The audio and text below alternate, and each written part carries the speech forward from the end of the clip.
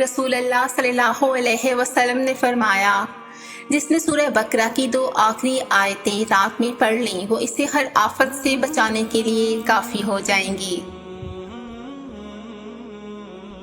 رسول صلی اللہ علیہ وسلم نے فرمایا، فجر کی نماز سے پہلے کی 2 رکعتیں سنت دنیا اور دنیا کی تمام تر چیزوں سے بہتر ہیں۔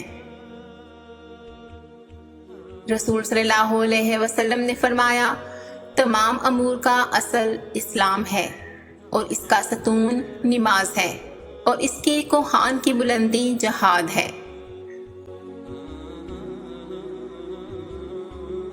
رسول صلی اللہ علیہ وسلم نے فرمایا، ہمارے اور کافروں کے درمیان فرق نماز ہے، جس نے نماز چھوڑ دی اس نے کفر کیا۔ رسول اللہ صلی اللہ علیہ وسلم نے فرمایا، تباہ کر دینے والی چیز اللہ کے ساتھ شرک کرنا ہے، اس سے بچو اور جادو کرنے کرانے سے بھی بچو۔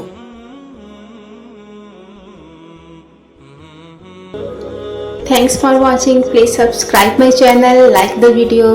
Allah Hafiz.